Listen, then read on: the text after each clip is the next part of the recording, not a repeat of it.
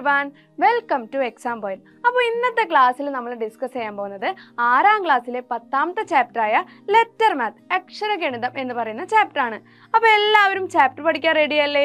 അപ്പോൾ ചാപ്റ്ററിലേക്ക് കിടക്കുന്നതിന് മുൻപായിട്ട് മിസ് എപ്പോഴും പറയുന്ന പോലെ നമ്മൾ മാത്സ് പഠിക്കുമ്പോൾ ടെക്സ്റ്റ് ബുക്കിലെ ചോദ്യങ്ങൾക്ക് പുറമെ കൂടുതൽ ചോദ്യങ്ങളും ഉത്തരങ്ങളുമുള്ള എക്സാം പോയിന്റ് എന്ന് പറയുന്ന ബുക്ക് ഉപയോഗിച്ച് പഠിക്കുമ്പോൾ നിങ്ങൾക്ക് എക്സാമിന് നല്ലൊരു സ്കോർ കരസ്ഥമാക്കാൻ തീർച്ചയായും സഹായിക്കും. അപ്പോൾ ഒട്ടും തന്നെ വൈകാതെ നമുക്ക് ചാപ്റ്ററിലേക്ക് കടന്നാലോ? Chapter 10 letter math.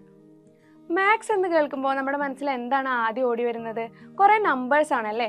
നമ്മൾ മാത്സിൽ നമ്പേഴ്സ് യൂസ് ചെയ്ത് ആഡ് ചെയ്യാനും സബ്സ്ട്രാക്ട് ചെയ്യാനും റിലേഷൻ എഴുതാനും നമ്മൾ പഠിച്ചിട്ടുണ്ട്. ഈ നമ്പേഴ്സിന് പകരം നമുക്ക് ലെറ്റേഴ്സ് യൂസ് ചെയ്തിട്ടും എന്ത് കണ്ടുപിടിക്കാം? മാത്സിലെ റിലേഷൻസ് കണ്ടുപിടിക്കാം. അപ്പോൾ അത് എങ്ങനെയാണെന്നാണ് നമ്മൾ ഈ ചാപ്റ്ററിൽ പഠിക്കാൻ പോകുന്നത്. അപ്പോൾ എല്ലാവരും റെഡി അല്ലേ? എന്താണ് നമ്മുടെ ആദ്യത്തെ ചോദ്യം? Mary is now 4 years old. മേരിയുടെ വയസ്സ് എത്രയാണ്? 4 വയസ്സ്. And her brother Johnny is 8. അപ്പൊ ഞാനിവിടെ മേരിയുടെ പിക്ചർ വരയ്ക്കാണ്.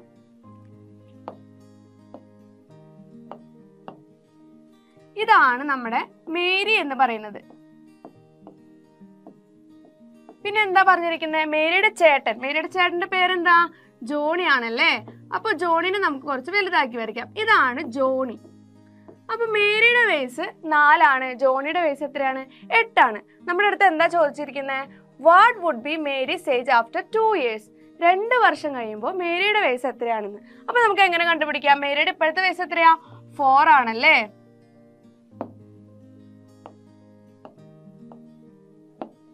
മേരിയുടെ ഇപ്പോഴത്തെ വയസ്സ് 4 ആണ്.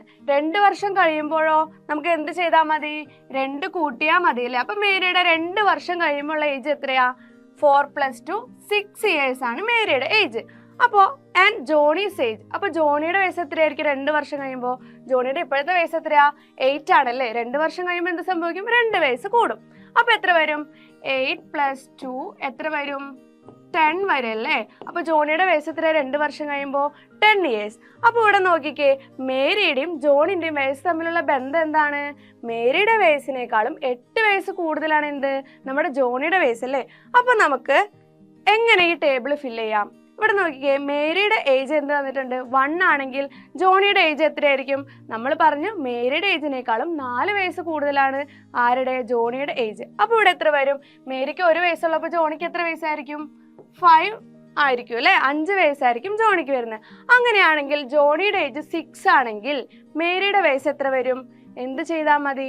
ജോണിയുടെ വയസ്സിനേക്കാളും എത്ര വയസ്സ് കൂടുതലാണ് നമ്മുടെ മേരിയുടെ വയസ്സ് എന്ന് പറയുന്നത്? മേരിയാണ് അനിയത്തി, ജോണിയാണ് ചേട്ടൻ. അപ്പോൾ മേരിയുടെ വയസ്സിനേക്കാളും 4 വയസ്സ് കൂടുതലാണ് എന്ത്? ജോണിയുടെ വയസ്സ് വരുന്നത്. അപ്പോൾ ജോണിയുടെ വയസ്സ് 6 ആണെങ്കിൽ മേരിയുടെ വയസ്സ് എന്ത് വരും? 6ൽ നിന്ന് എന്ത് കുറച്ചാൽ മതി? 4 കുറച്ചാൽ പോരെ. അപ്പോൾ മേരിയുടെ ഏജ് എത്രയാ? 2 ആണല്ലേ. ക്ലിയർ ആയോ? ഓക്കെ. അങ്ങനെയാണെങ്കിൽ ജോണിയുടെ ഏജ് 4 വരുമ്പോൾ ജോണിയുടെ ഏജ് 7 വരുമ്പോൾ എത്രയായിരിക്കും മേരിയുടെ ഏജ് എന്ന് പറയുന്നത്? 7 - 4 എന്ന് പറയുന്നത് എത്രയായിരിക്കും? 3. ക്ലിയർ ആയോ? ഓക്കെ. ഇനി ഇവിടെ നോക്കിയേ, മേരിയുടെ ഏജ് 5 തന്നിട്ടുണ്ട്. അപ്പോൾ മേരിയുടെ ഏജിനേക്കാളും 4 വയസ്സ് കൂടുതലാണ് ആരുടെ ഏജ്? മേരിയുടെ ചേട്ടനായ ജോണിയുടെ ഏജ്. അപ്പോൾ മേരിയുടെ ഏജ് 5 ആവുമ്പോൾ എത്ര വരും? ജോണിയുടെ ഏജ് +4. അപ്പോൾ എത്ര വരും? 9 വരും അല്ലേ. അപ്പോൾ ഇവിടെ നോക്കിക്കേ, നമുക്കൊരു റിലേഷൻ പറയാലോ. മാത്സിലൊരു റിലേഷൻ. നമുക്ക് മേരിയുടെ ഏജിനെ M എന്നെടുക്കാം, ജോണിയുടെ ഏജിനെ നമുക്ക് എന്തെന്നെടുക്കാം? J എന്നെടുക്കാം. അങ്ങനെയാണെങ്കിൽ നമുക്ക് എങ്ങനെ റിലേഷൻ പറയാം? ജോണിയുടെ ഏജിനേക്കാളും എങ്ങനെയാണ് 4 വയസ്സ് കുറവാണ് നമ്മുടെ അനിയത്തിക്കുട്ടി മേരിയുടെ ഏജ്. അപ്പോൾ നമുക്ക് എങ്ങനെ എഴുതാം? ജോണിയുടെ ഏജ് എന്ന് പറയുന്നത് മേരിയുടെ ഏജിനേക്കാളും 4 വയസ്സ് കൂടുതലാണ്. ഇതാണ് എന്ത്? റിലേഷൻ എന്ന് പറയുന്നത്. അപ്പം മേരിയുടെ ഏജും ജോണിയുടെ ഏജും തമ്മിലുള്ള റിലേഷൻ എഴുതാൻ പറഞ്ഞു കഴിഞ്ഞാൽ നമുക്ക് എങ്ങനെ എഴുതാമെന്ന് മനസ്സിലായോ? ഓക്കെ. അപ്പോൾ നമ്മൾ മേരിയുടെയും ജോണിയുടെയും ഏജ് ലെറ്റർ ഉപയോഗിച്ച് എങ്ങനെ എഴുതാമെന്ന് പഠിച്ചല്ലേ. ഇനി നമുക്ക് വേറൊരു പ്രോബ്ലം ചെയ്ത് നോക്കിയാലോ. ഇവിടെ നോക്കിക്കേ, നമുക്കൊരു ഫിഗർ തന്നിട്ടുണ്ടല്ലേ.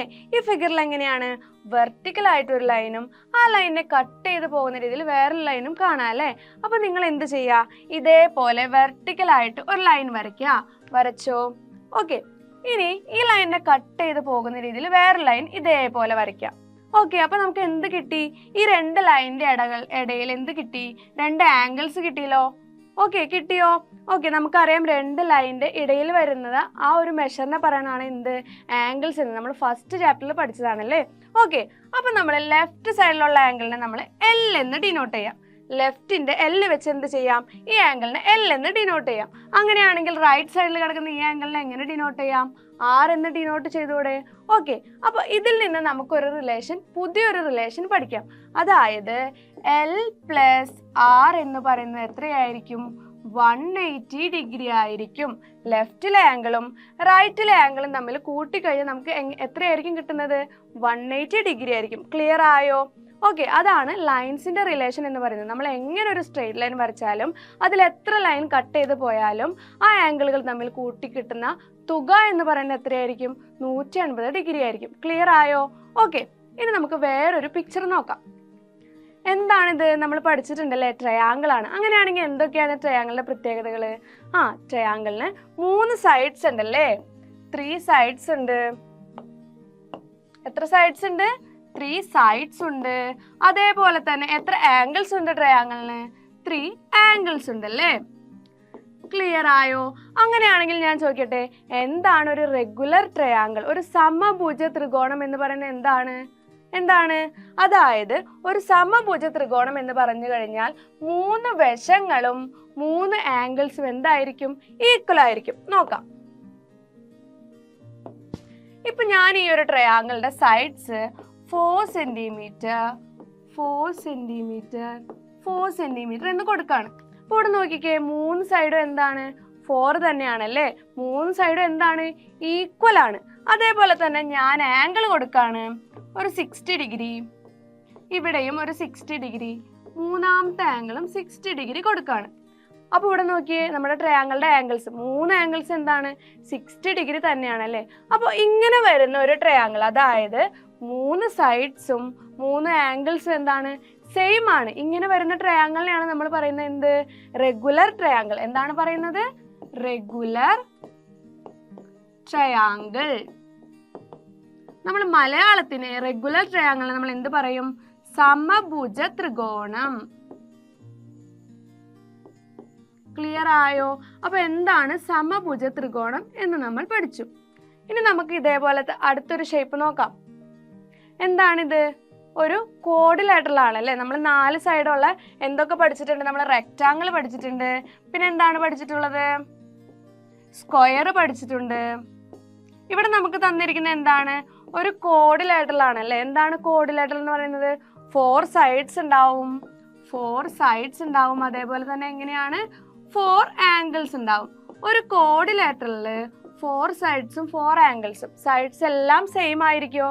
അല്ല, സൈഡ്സ് എല്ലാം എങ്ങനെയായിരിക്കും, ഡിഫറെൻ്റ് ആയിരിക്കും. ഇവിടെ നോക്കിയേ, നമുക്ക് ഇവിടെ തന്നിരിക്കുന്ന കോഡിലേറ്ററിന്റെ സൈഡ്സുകൾ തമ്മിൽ എങ്ങനെയാ, സെയിം അല്ല അല്ലേ, വ്യത്യാസം ഇല്ലേ? ഇപ്പോൾ ഈ ഒരു സൈഡും ലെങ്ത്തിൽ വ്യത്യാസം ഇല്ലേ, നീളത്തിൽ വ്യത്യാസമുണ്ട്. അപ്പൊ അതെന്താണ്, ഒരു റെഗുലർ ഷേപ്പ് അല്ല അല്ലേ. അപ്പൊ അതെന്താണ്, നമുക്കൊരു കോഡിലേറ്ററൽ എന്ന് പറയാം.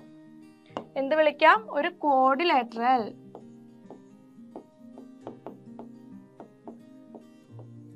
അപ്പോൾ ആംഗിൾസും സൈഡ്സും ഒന്നും സെയിം അല്ലാത്ത 4 സൈഡഡ് ആയിട്ടുള്ള ഒരു ക്ലോസ്ഡ് ഫിഗറിനെ നമുക്ക് എന്ത് വിളിക്കാം, ഒരു കോഡിലേറ്ററൽ എന്ന് വിളിക്കാം. അങ്ങനെയാണെങ്കിൽ ഒരു റെഗുലർ കോഡിലേറ്ററൽ, അതിനെയാണ് നമ്മൾ എന്തെന്ന് പറയാ, സ്ക്വയർ. അതായത് സ്ക്വയറിന്റെ പ്രത്യേകത എന്താ, 4 സൈഡ്സും എന്തായിരിക്കും, ഈക്വൽ ആയിരിക്കും. ഇപ്പോൾ ഒരു 2 സെന്റിമീറ്റർ 2 സെന്റിമീറ്റർ 2 സെന്റിമീറ്റർ 2 സെന്റിമീറ്റർ, ഇവിടെ നോക്കിയേ, 4 സൈഡ് എന്താണ്, ഈക്വൽ ആണ്. അപ്പോൾ 4 സൈഡ് ഈക്വൽ ആയിട്ടുള്ള നമ്മൾ ഷേപ്പിനെ എന്ത് വിളിക്കും, സ്ക്വയർ എന്ന് വിളിക്കും അല്ലേ. ക്ലിയർ ആയോ? ഓക്കെ, ഇനി നമുക്ക് ഈ ഒരു കോഡിലേറ്ററിൽ കോർണേഴ്സ് യൂസ് ചെയ്തിട്ട് ഒരു ലൈൻ വരച്ച് നോക്കാം. അപ്പൊ ഞാൻ ഈ കോർണറിൽ നിന്നും അതിന്റെ ഓപ്പോസിറ്റ് കിടക്കുന്ന ഈ കോർണറിലേക്ക് എന്ത് ചെയ്യാണ്, ഒരു സ്ട്രെയിറ്റ് ലൈൻ വരയ്ക്കാണ്. ക്ലിയർ ആയോ? അപ്പൊ അങ്ങനെ ഒരു സ്ട്രെയിറ്റ് ലൈൻ വരച്ചപ്പോൾ നമുക്ക് ഇവിടെ 2 ട്രയാങ്കിൾ കിട്ടിയില്ലേ, ഇങ്ങനെ ഒരു ട്രയാങ്കിളും ഇതേപോലെ ഒരു ട്രയാങ്കിളും. അപ്പൊ ആ ട്രയാങ്കിളിന് ഞാൻ നമ്പർ കൊടുക്കാണ് 1 2. ക്ലിയർ ആയോ? അപ്പോൾ ഈ ഒരു കോഡിലേറ്ററിൽ കോർണേഴ്സ് യൂസ് ചെയ്തിട്ട് ലൈൻ വരച്ചപ്പോൾ നമുക്ക് എത്ര ട്രയാങ്കിൾ കിട്ടി, 2 ട്രയാങ്കിൾ കിട്ടി. ഇതിന് എത്ര സൈഡ് ഉണ്ട്, 4 സൈഡ്സ് ഉണ്ട്. ഇതേപോലെ വേറൊരു ഷേപ്പിന്റെ നോക്കാം നമുക്ക്. അപ്പോൾ ഈ ഒരു പിക്ചറിൽ എത്ര സൈഡ്സ് ഉണ്ട്, 1 2 3 4 5 സൈഡ്സ് ഉണ്ട് അല്ലേ. അപ്പോൾ ഇങ്ങനെ 5 സൈഡ്സ് ആയിട്ടുള്ള ക്ലോസ്ഡ് ഫിഗറിനെ നമ്മൾ പറയുന്ന പേരാണ് എന്ത്, പെന്റഗൺ. എന്താണ് പറയുന്നത്, പെന്റഗൺ. അപ്പോൾ ഞാനിവിടെ ഈ പെന്റഗണിന്റെ സൈഡ്സ് ഒരു 5 സെന്റിമീറ്റർ കൊടുക്കാണ്, എല്ലാ സൈഡും 5 കൊടുക്കാണ്. അങ്ങനെയാണെങ്കിൽ നമ്മൾ ഈ പെന്റഗണിനെ എന്ത് പേര് വിളിക്കും, എന്താ വിളിക്കുന്നത്? നമ്മൾ സൈഡ്സ് എല്ലാം സെയിം ആണെങ്കിൽ നമ്മൾ പുതിയൊരു പേര് പഠിച്ചല്ലോ. എന്ത് പഠിച്ചു? റെഗുലർ അല്ലേ? സമഭുജ എന്നൊരു വേർഡ് നമ്മൾ ഫ്രണ്ടിൽ ചേർക്കാൻ പഠിച്ചു. അപ്പൊ ഇനി നമുക്ക് എന്ത് വിളിക്കാം? റെഗുലർ പെന്റഗൺ എന്ന് വിളിക്കാം. മലയാളത്തിൽ നമുക്ക് റെഗുലർ പെന്റഗണെ സമഭുജ പഞ്ചഭുജം എന്ന് വിളിക്കാം.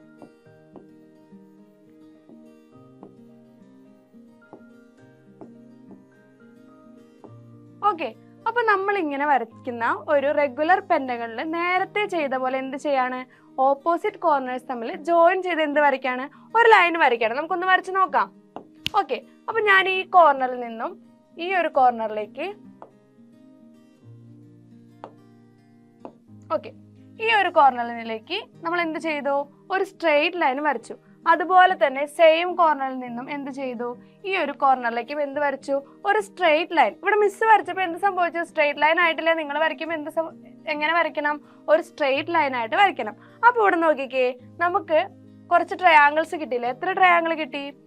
1 2 3. അപ്പൊ ഇങ്ങനെ ഒരു റെഗുലർ പെന്റഗന്റെ കേസ് എടുത്തപ്പോൾ നമ്മൾ കോർണേഴ്സ് തമ്മിൽ ജോയിൻ ചെയ്തപ്പോൾ നമുക്ക് എത്ര ട്രയാങ്കിൾ കിട്ടി? 3 ട്രയാങ്കിൾ കിട്ടി. നേരത്തെ നമ്മൾ ഒരു കോഡിലേറ്റർ വരച്ചപ്പോൾ എത്ര ട്രയാങ്കിൾ കിട്ടി? 2 ട്രയാങ്കിൾ കിട്ടി. അങ്ങനെയാണെങ്കിൽ ഈ ഒരു ടേബിൾ നോക്കിയേ, ഇവിടെ നോക്കിയേ, സൈഡ്സ് 4 ആയിരുന്നപ്പോൾ നമുക്ക് എത്രയായിരുന്നു ലൈൻ എന്ന് പറയുന്നത്? ഒറ്റ ലൈനേ ഉണ്ടായിരുന്നുള്ളൂ. നോക്കിയേ, 4 സൈഡ് വന്നപ്പോൾ എത്ര ലൈനാണ് നമ്മൾ വരച്ചിരിക്കുന്നത്? എത്ര ലൈനാണ്? 1 ലൈൻ. അങ്ങനെയാണെങ്കിൽ 5 സൈഡ് വന്നപ്പോൾ എത്ര ലൈനാണ് നമ്മൾ വരച്ചേ? 2 ലൈനും വരച്ചു. എത്ര ട്രയാങ്കിൾ കിട്ടി? 3 ട്രയാങ്കിളും കിട്ടി. അങ്ങനെയാണെങ്കിൽ ഈ ടേബിളിൽ നമുക്ക് ഫിൽ ചെയ്യാം. 4 സൈഡ് ആയിരുന്നപ്പോൾ എത്ര ലൈൻ ആയിരുന്നു? 1 ലൈൻ. എത്ര ട്രയാങ്കിൾ കിട്ടി? 2 ട്രയാങ്കിൾ കിട്ടി. 5 സൈഡ് വരച്ചപ്പോൾ എത്ര കിട്ടി? 2 ലൈനാണ് നമ്മൾ വരച്ചത്. എത്ര ട്രയാങ്കിൾ കിട്ടി? 3 ട്രയാങ്കിൾ കിട്ടി. 6 സൈഡ് വന്നപ്പോൾ എത്രയായിരിക്കും വരുന്നത്? അങ്ങനെയാണെങ്കിൽ ഇവിടെ നോക്കിക്കേ, 5 വന്നപ്പോൾ 2 വന്നു. എത്ര ലൈൻസ് ആയിരിക്കും അപ്പൊ 6 വരയ്ക്കുന്നത്? 6 സൈഡ് ഉള്ള ഒരു പൊളിഗൺ വരയ്ക്കുമ്പോൾ നമുക്ക് എത്ര ലൈൻസ് വരും? 3 ലൈൻസ് വരും. എത്ര ട്രയാങ്കിൾ കിട്ടും? 4 ട്രയാങ്കിൾ കിട്ടും.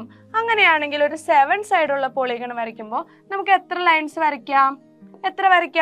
4 വരച്ചൂടെ? ഇവിടെ നോക്കിക്കേ, 6 വന്നപ്പോൾ എത്ര വന്നേ? 3 വന്നല്ലേ?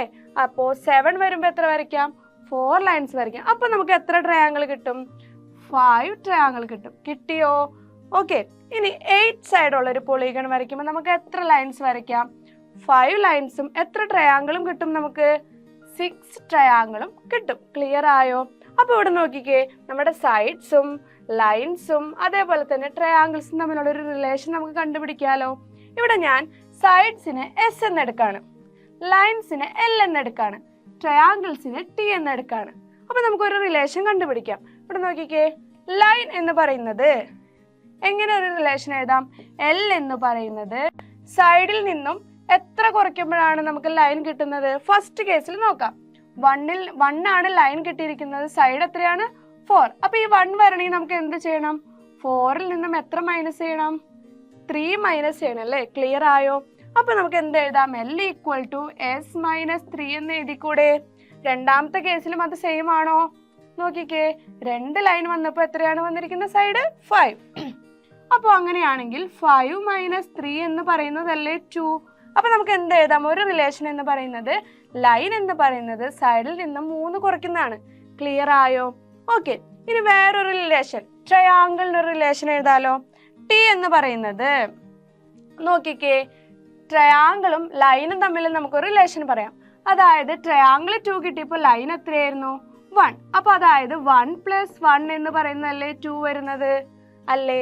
അതേപോലെ തന്നെ 3 ട്രയാങ്കിൾ കിട്ടിയപ്പോൾ ലൈൻ എത്രയായിരുന്നു? 2 അല്ലേ?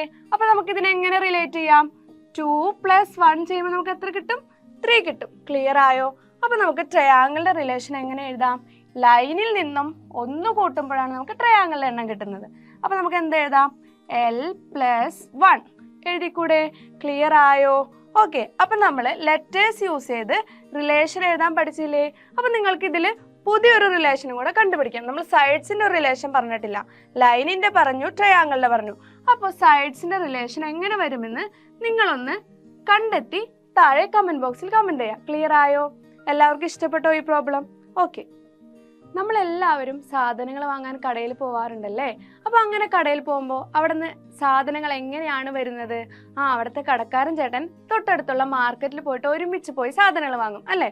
ആള് വാങ്ങുന്ന പൈസനേക്കാളും കുറച്ച് കൂടുതൽ പൈസയ്ക്കായിരിക്കും ആള് നമുക്ക് വിൽക്കുന്നത്.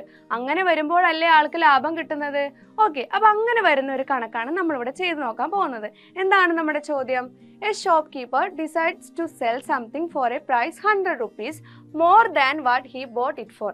അതായത് ആ കടക്കാരൻ ചേട്ടൻ വാങ്ങിയ പൈസേനേക്കാളും 100 രൂപയ്ക്കാണ് ആൾ എന്ത് ചെയ്യുന്നത്? ആ ഒരു പ്രൊഡക്റ്റ് വിൽക്കുന്നത്. അങ്ങനെയാണെങ്കിൽ if the had bought it for 500 rupees, at what price would he sell it? അതായത് ഒരു സാധനം, എന്തോ ഒരു സംഭവം ആൾ എത്ര രൂപയ്ക്ക് വാങ്ങി? 500 രൂപയ്ക്ക് വാങ്ങി. അങ്ങനെയാണെങ്കിൽ ആൾ അത് എത്ര രൂപയ്ക്കായിരിക്കും വിൽക്കുക? അതായത് നമ്മൾ പറഞ്ഞു ആള് വാങ്ങിയ പൈസയേക്കാളും എത്ര രൂപ കൂടുതൽ വാങ്ങും?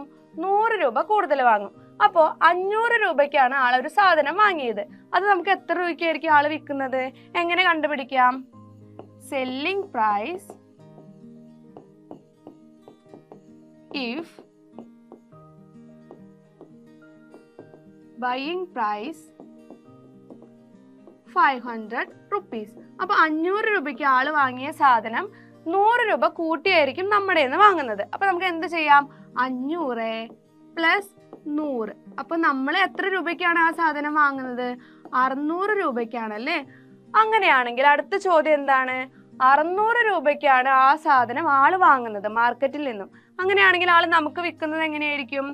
Selling price if buying price 600. 600 രൂപയ്ക്ക് വാങ്ങിയ സാധനം 100 രൂപ കൂട്ടിയായിരിക്കും നമ്മുടെ കയ്യിൽ നിന്ന് വാങ്ങുന്നത്. അപ്പൊ എത്ര വരും? 600 പ്ലസ് 100 എത്ര വരും? 700 rupees. അപ്പൊ ആ കടക്കാരൻ ചേട്ടന്റെ ലാഭം എത്രയാണ്? ഒരു പ്രൊഡക്റ്റിൽ 100 രൂപയാണ് ആളുടെ ലാഭം. അങ്ങനെയാണെങ്കിൽ നമുക്ക് അതിലൊരു റിലേഷൻ കണ്ടുപിടിക്കാലോ. എന്ത് റിലേഷൻ ആണ് നമുക്ക് കണ്ടുപിടിക്കാൻ പറ്റുന്നത്? നമുക്ക് ബൈയിങ് പ്രൈസിന് എന്തെന്ന് കൊടുക്കാം? ബി എന്ന് കൊടുക്കാം. സെല്ലിംഗ് പ്രൈസിന് എന്തെന്ന് കൊടുക്കാം? എസ് എന്ന് കൊടുക്കാം. അങ്ങനെയാണെങ്കിൽ ആള് സെല്ല് ചെയ്യുന്നത് എത്ര രൂപ കൂടുതലാണ്? ആള് വാങ്ങിയതിനേക്കാളും 100 രൂപ കൂടുതലാണ്. അപ്പൊ നമുക്ക് എങ്ങനെ എഴുതാം റിലേഷൻ? സെല്ലിംഗ് പ്രൈസ് എന്ന് പറയുന്നത് ബൈയിങ് പ്രൈസിനേക്കാളും എത്ര കൂടുതലാണ്? 100 രൂപ കൂടുതലാണ്. ക്ലിയർ ആയോ? ഇവിടെ നമ്മൾ നോക്കിയേ, സെല്ലിംഗ് പ്രൈസിനെ എസ് എന്ന ലെറ്റർ വെച്ച് ഡിനോട്ട് ചെയ്തു, ബൈയിങ് പ്രൈസിനെ എന്ത് വെച്ച് ഡിനോട്ട് ചെയ്തു? ബി എന്ന ലെറ്റർ വെച്ച് ഡിനോട്ട് ചെയ്തു. അപ്പൊ നമുക്ക് എന്ത് കിട്ടി? S equal to selling price എന്ന് പറയുന്നത് ബൈയിങ് പ്രൈസിനേക്കാളും 100 രൂപ കൂടുതലാണ്. ക്ലിയർ ആയോ? അപ്പൊ എങ്ങനെയാണ് ലെറ്റർ വെച്ചിട്ട് നമുക്ക് റിലേഷൻ മാത്സിൽ എഴുതുന്നതെന്ന് ക്ലിയർ ആയോ? എല്ലാവർക്കും ഇഷ്ടപ്പെട്ടോ? ഓക്കെ, അപ്പോൾ നമ്മൾ ലെറ്റേഴ്സ് യൂസ് ചെയ്തിട്ട് റിലേഷൻ എഴുതാൻ പഠിച്ചല്ലേ? അപ്പോൾ അതേപോലെ തന്നെ ലെറ്റേഴ്സ് യൂസ് ചെയ്തിട്ട് വേറൊരു റിലേഷൻ വരുന്ന പ്രോബ്ലം നോക്കിയാലോ. എന്താണ് നമ്മുടെ ചോദ്യം? Make A table showing the number of girls, number of boys and total number of children in each class of your school. അപ്പോൾ നിങ്ങളുടെ സ്കൂളിലെ ഓരോ ക്ലാസ്സിലുള്ള ബോയ്സിൻ്റെയും ഗേൾസിൻ്റെയും അതിൻ്റെ ടോട്ടൽ നമ്പറും കണ്ടുപിടിക്കാൻ പറഞ്ഞിട്ടുണ്ട്. അപ്പോൾ ഞാനിവിടെ 6A എന്ന് പറയുന്ന ക്ലാസ്സിലെ നമ്പർ ഓഫ് ബോയ്സിൻ്റെയും നമ്പർ ഓഫ് ഗേൾസിൻ്റെയും എണ്ണം എഴുതാൻ പോവാണ്. അവിടെ ഗേൾസിൻ്റെ നമ്പർ എന്ന് പറയുന്നത്, ഗേൾസിൻ്റെ നമ്പറിന് പകരം നമുക്ക് എന്ത് കൊടുക്കാം? ഇനി ലെറ്റർ മാത്രം യൂസ് ചെയ്യാം അല്ലേ? ജി എന്ന് പറയുന്നത് ഒരു 30 ആണ്. ബോയ്സിൻ്റെ എണ്ണം എന്ന് പറയുന്നത് ഒരു 20 ആണ് എന്ന് വിചാരിക്കാം. അപ്പോൾ ഇവിടെ ടോട്ടൽ എന്ന് പറയുന്നത്, ടോട്ടൽ നമുക്ക് എന്ത് കൊടുക്കാം? ടി എന്ന് കൊടുക്കാം. ടോട്ടൽ എന്ന് പറയുന്നത് എത്രയാണ്? 30 പ്ലസ് 20 ഈക്വൽ ടു 50. അപ്പോൾ 6A എന്ന് പറയുന്ന ക്ലാസ്സിൽ 30 ഗേൾസ് ഉണ്ട്, 20 ബോയ്സ് ഉണ്ട്. മൊത്തം എത്ര കുട്ടികളുണ്ട്? 50 കുട്ടികളുണ്ട്. അങ്ങനെയാണെങ്കിൽ ഇവിടെ ഗേൾസിൻ്റെയും ബോയ്സിൻ്റെയും എണ്ണം തമ്മിൽ നമുക്കൊരു റിലേഷൻ പറയാലോ. ഇവിടെ നോക്കിക്കേ, ഗേൾസിൻ്റെ എണ്ണത്തിനേക്കാളും എത്ര കുറവാണ് ബോയ്സ്? ഇവിടെ ആരാ കൂടുതൽ? ഗേൾസ് ആണ് കൂടുതൽ അല്ലേ? ഗേൾസ് 30 പേരുണ്ട്, ബോയ്സ് 20 പേരുള്ളൂ. അങ്ങനെയാണെങ്കിൽ ഗേൾസിൻ്റെ എണ്ണത്തിനേക്കാളും 10 കുറവല്ലേ ബോയ്സ് എന്ന് പറയുന്നത്? അപ്പം എന്ത് എഴുതാം? ഗേൾസിന്റെ എണ്ണം എന്ന് പറയുന്നത് ബോയ്സിന്റെ എണ്ണത്തിനേക്കാൾ എത്ര കൂടുതലാണ്? 10 കൂടുതലാണ്. അപ്പൊ നമുക്ക് എന്ത് എഴുതാം? ബോയ്സിന്റെ എണ്ണം എന്ന് പറയുന്നത് 20നേക്കാളും എത്ര കൂടുതലാണ്? 10 കൂടുതലാണ്.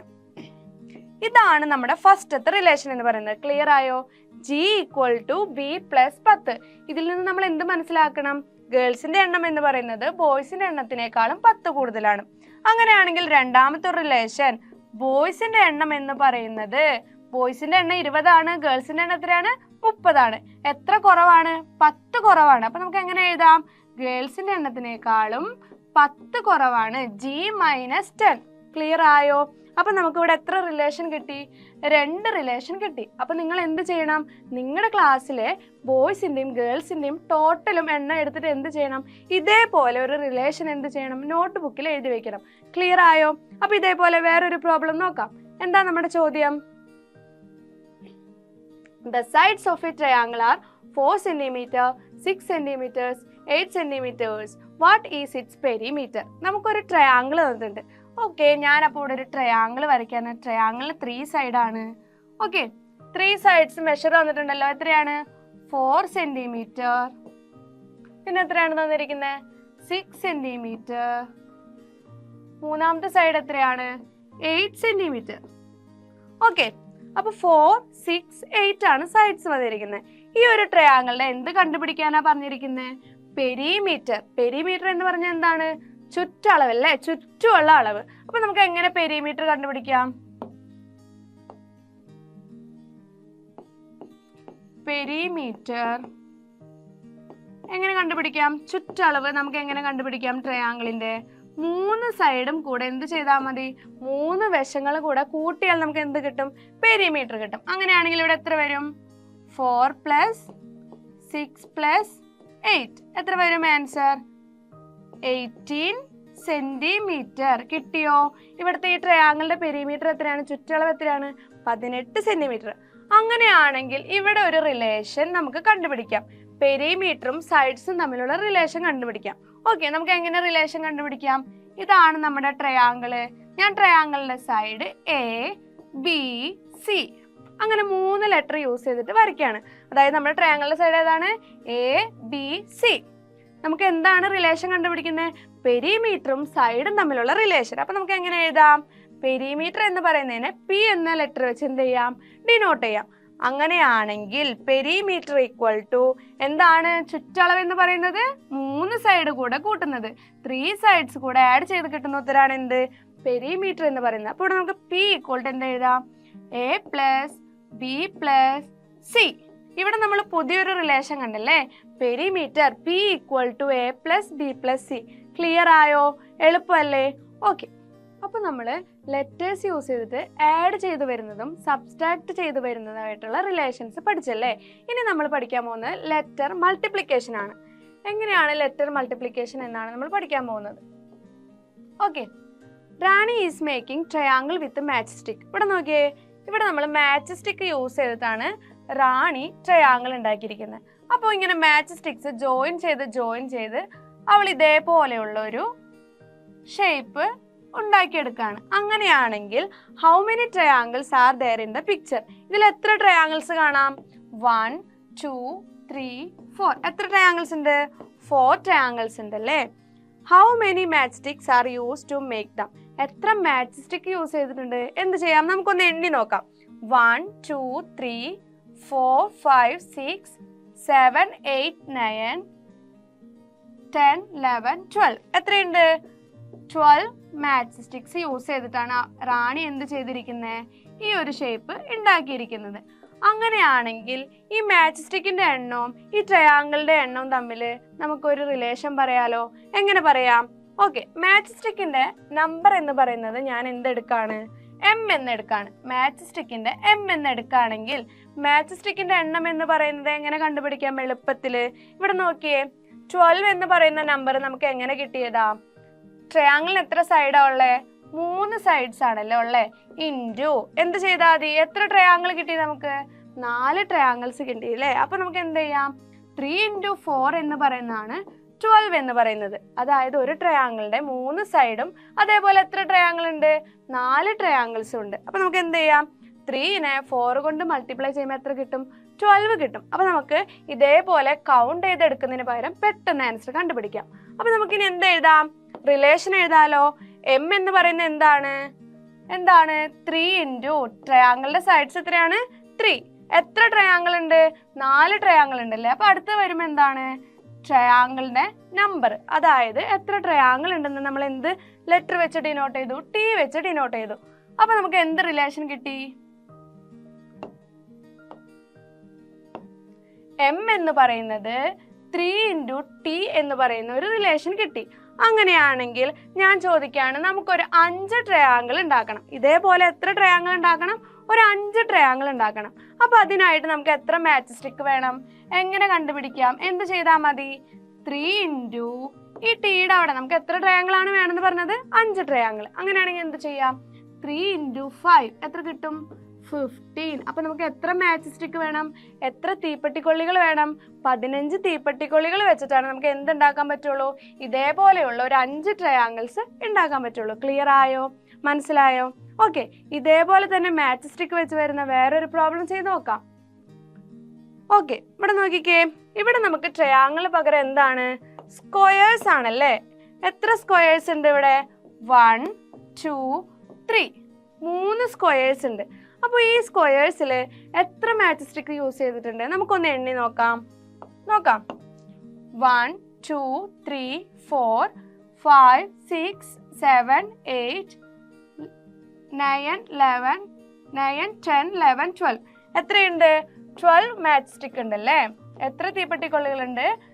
12 തീപ്പെട്ടിക്കൊള്ളികളുണ്ട്. ഇതിന് നമുക്ക് എളുപ്പത്തിൽ എങ്ങനെ കണ്ടുപിടിക്കാം? ഒരു സ്ക്വയറിന് എത്ര സൈഡാ ഉള്ളേ? എത്ര സൈഡ്സ് ഉണ്ട്? 4 സൈഡ്സ് ഉണ്ട് അല്ലേ. 4 ഇൻറ്റു എന്ത് ചെയ്താൽ മതി? ഇവിടെ എത്ര സ്ക്വയേഴ്സ് ഉണ്ട്? 3 സ്ക്വയേഴ്സ് ഉണ്ട്. 4 ഇൻറ്റു 3 എന്ന് പറയുന്നത് എത്രയാണ്? 12 ആണ്. അപ്പം നമുക്ക് എളുപ്പത്തിൽ എണ്ണി എടുക്കുന്നതിന് പകരം എങ്ങനെ ചെയ്യാം? മൾട്ടിപ്ലൈ ചെയ്ത് ആൻസർ കണ്ടുപിടിക്കാം. അപ്പോൾ ഇവിടെ നമുക്കൊരു റിലേഷൻ പറയാലോ. എങ്ങനെ പറയാം? നമുക്ക് മാച്ച് സ്റ്റിക്കിൻ്റെ നമ്പറും എമ്മും അതേപോലെ തന്നെ ഈ സ്ക്വയേഴ്സിൻ്റെ എണ്ണവും വെച്ച് നമുക്ക് എന്ത് ചെയ്യാം? ഒരു റിലേഷൻ പറയാം. അപ്പം എങ്ങനെ എഴുതാം? നമ്മുടെ സ്ക്വയറിന് എത്ര സൈഡ്സ് ഉണ്ട്? 4 സൈഡ്സ് ഉണ്ട്. അത് മാറോ? ഇല്ല. അപ്പോൾ സ്ക്വയറിൻ്റെ സൈഡ് എത്രയാണ്? 4 ഇൻറ്റു ഇനി എന്താ നമ്മൾ എഴുതേണ്ടത്? എത്ര സ്ക്വയേഴ്സ് വേണമല്ലേ. അപ്പോൾ ഇവിടെ 3 സ്ക്വയേഴ്സ് ആണ്.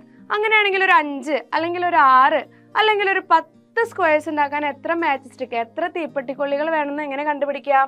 അതായത് ആ സ്ക്വയറിൻ്റെ എണ്ണം, എത്ര സ്ക്വയേഴ്സ് വേണമെന്ന്. അപ്പം ഞാനിവിടെ ചോദിക്കുകയാണ്, നമുക്കൊരു 10 സ്ക്വയേഴ്സ് ഉണ്ടാക്കണം. ഇതേപോലെ തീപ്പെട്ടിക്കൊള്ളികൾ ജോയിൻ ചെയ്തിട്ട് എത്ര സ്ക്വയേഴ്സ് ഉണ്ടാക്കണം? ഒരു 10 സ്ക്വയറുകൾ ഉണ്ടാക്കണം. അങ്ങനെയാണെങ്കിൽ നമുക്ക് എത്ര മാച്ച് സ്റ്റിക്ക് വേണം? എത്ര എം വേണം? എങ്ങനെ കണ്ടുപിടിക്കാം? നോക്കാം. എം എന്ന് പറയുന്നത് എന്താണ്? നമ്മൾ പറഞ്ഞ റിലേഷൻ എം എന്ന് പറയുന്നത് 4 ഇൻറ്റു എസ്. അപ്പം എന്ത് ചെയ്യാം? 4 ഇൻറ്റു എത്ര സ്ക്വയേഴ്സ് ആണ് നമുക്ക് വേണ്ടത്? 10 സ്ക്വയേഴ്സ്. 4 ഇൻറ്റു 10 എത്ര കിട്ടും? 40. 40 മാച്ച് സ്റ്റിക്ക് യൂസ് ചെയ്ത് നമുക്ക് എത്ര സ്ക്വയേഴ്സ് ഉണ്ടാക്കാം? 10 സ്ക്വയേഴ്സ് ഉണ്ടാക്കാം. ക്ലിയർ ആയോ? തീപ്പെട്ടിക്കൊള്ളിയുടെ കണക്ക് മനസ്സിലായോ എല്ലാവർക്കും? ഓക്കെ.